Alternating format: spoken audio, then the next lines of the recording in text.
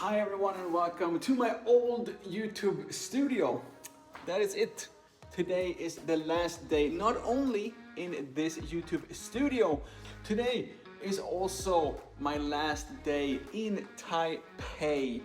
After 15 years of living here in Taipei, we have finally decided to leave Taipei and move to Yilan. I am super excited, and this is literally the beginning of a completely new life for me here in Taiwan. But in today's video, originally I planned to just make a video about the things that I will miss the most from my 15 years of living in Taipei. But basically, this whole day has gone nothing like planned. It started with my motorcycle being stolen, kinda, or at least destroyed. Lukas, just for the memory of this, just tell us what you're doing now. So, I honestly don't really know where we're going now, but 3 years ago, right next to this dentist, there was a scooter shop and I had it parked outside. Today I came back because I'm gonna take it to the DMV to crash the scooter, so I don't have to pay my license fee anymore. It's not there. And the shop is also not there. Not this one, by the way, Not in this case one, people think you're stupid. But I guess now we're just on the way to the police station to report that my motorcycle is missing, just so I can deregistering it without the license plates. And then after that, I have spent the rest of the day driving my scooter from Taipei to Yilan, since of course we also need to move the scooter from Taipei to Yilan as well. And we are a little bit behind schedule, so I think that I'm just gonna continue driving to my new home somewhere there, and then continue with the rest of this video, and also explain a little bit what actually happened with my motorcycle. And here we are, maybe not in my new home, but actually our new home is still, let's just say, under construction. So we have been spending a lot of time in our new Tesla. I just wanted to talk about the things that I will miss from Taipei the most, and not focus so much about Yilan, but focus about life outside of Taipei. But because of that whole motorcycle incident, I just thought that we should start and just getting that out of the way. And basically this is what happened after we went to the police station. So Lukas, after going to the police station, what happened? I love Taiwan. They do everything for you. At some point, someone put a sticker on the scooter saying, if you don't move the scooter within X number of days, we're gonna throw the scooter away. And someone threw my scooter away. But yeah, I mean, I got everything done. According to the system, it's already been taken care of. So you came to Taipei to discard your scooter, and you learned that it was discarded 2 years ago, basically. Exactly. What did I say? Mission failed successfully. So now you're all up to speed and my motorcycle problems are all taken care of. But what I wanted to talk about in this video as well is how incredibly amazing it is to have a car in Taiwan, which is actually one of the main reasons for leaving Taipei. And we will talk a little bit more about why we are in the car specifically and where we are going a little bit later, because this is the most exciting trip we have ever taken in our Tesla. So we're super excited. But before we're talking about our destination, we should talk about where we're coming from, because we are leaving Taipei after 15 years for me and 13 years for me. Yeah, so we have 28 years of Taipei experience. Leaving Taipei, what is the number one thing you're gonna miss? I think it's the work opportunities. There are so many, I can take more classes, I can meet more people who are interested, and I feel like maybe because I haven't dated Yilan for a long time, so I don't really know the market here. For anyone not knowing, Mintia, my wife, is a yoga instructor, Yeah, I haven't been in your channel for quite a while. Yeah, exactly. Maybe there's some new people here who don't know. But yeah, you will have like physical classes in Taipei, so you will be driving a lot more back and forth. But for me as well, the work is the #1 thing that I'm not regretting about leaving Taipei, but it's definitely going to be like the most difficult. For example, like finding more foreigners to interview on my channel, because there are more foreigners in Taipei than outside of Taipei. I think that's just like a fact. In addition to that, our lovely neighbor, Oh, yeah. who we literally would not be able to leave Taipei without him, because we used his parking spot.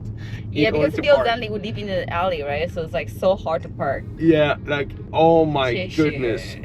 This is definitely one of the things I do not miss about Taipei. Like the whole street life, living on the street of Taipei. Like it's terrible. By the way, he has some amazing ice cream. Homemade and like no extra like chemical stuff. Yeah, absolutely amazing. And you can buy it online too. You have a link down in the description. And then the other one is restaurants, because I do like to eat out sometimes, like some fancy restaurants, some like CP 值很高的 restaurants and stuff.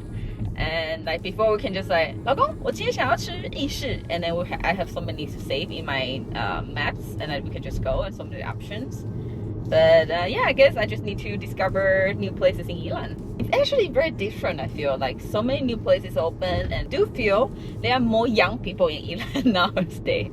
Oh, really? Yes, you know, like a lot of young people, they come back to Yilan to open a restaurants or some shops and stuff. So I do save some new restaurants in Yilan. On my Instagram, I will share more if we discover new places, and please follow me. I have one more thing that has not happened to me yet, but that I am expecting gonna be a very big deal. That is like the 1-2 times per year when I'm like flying back to Sweden, coming back to Taoyuan, taking like an MRT or a train, ending up in like Nangang, and then still having to go to like Yilan.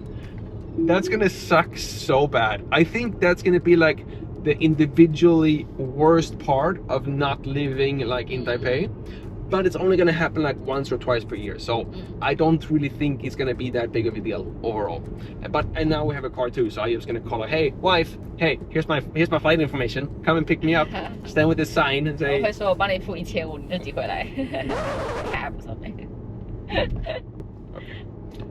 But yes, I think that we are now officially done with Taipei. Sounds so like dramatic. Like I'm done with Taipei. We are now driving into a tunnel here, and on the other side of this tunnel we will have our new life on the east coast of Taiwan.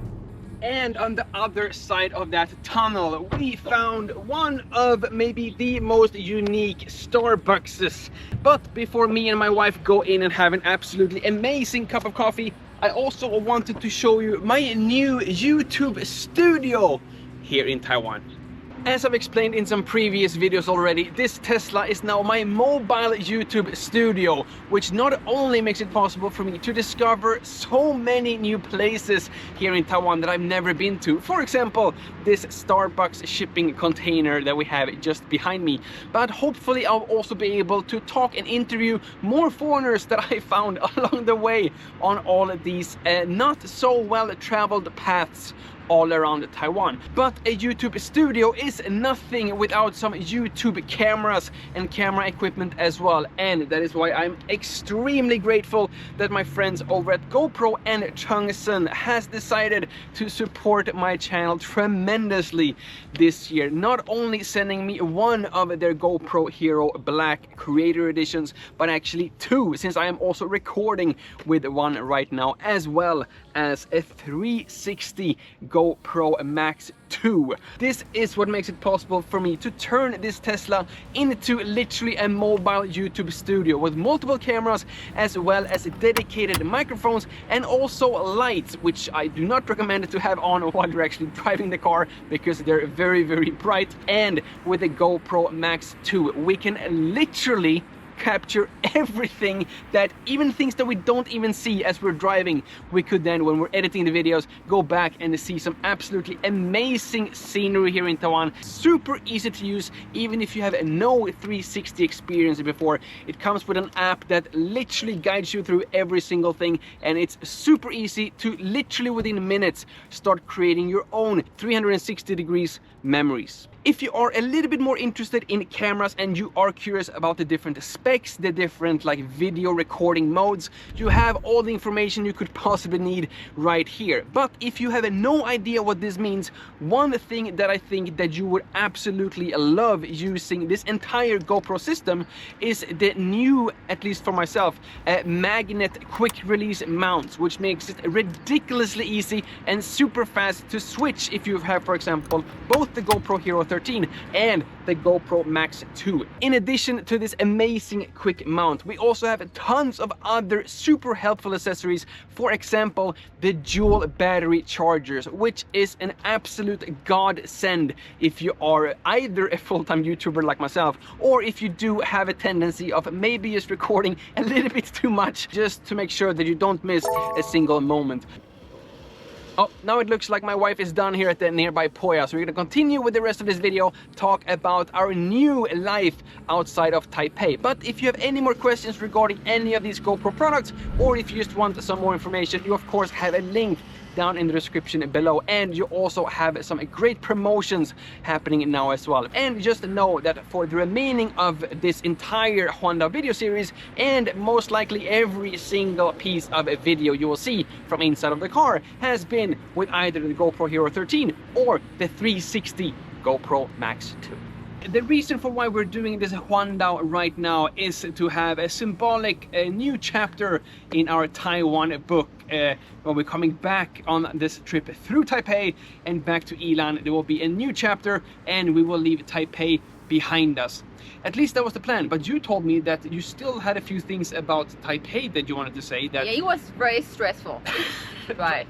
Driving through the mountain roads. Yes, you can't really see what's going on in the front, and so many cars in the opposite direction. So okay, one thing that I will miss about Taipei, I think, is the medical resources, because I don't know if if I say so.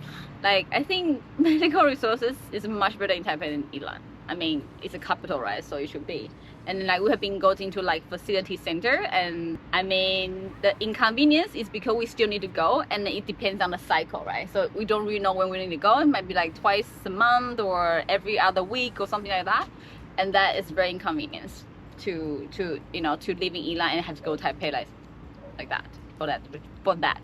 In general though, Yilan has 7-Elevens, Yilan has 24 PC Home, Yilan has Shopee 点到店. I don't need anything else. I think also one thing I want to mention is because you speak Chinese. 是的. Yeah, I think because of course there's more people speak English in Taipei, so it might be easier for you to communicate with a lot of things. But because you speak Chinese, I think your life will be 差不多 okay, 差不多 convenient in Yilan.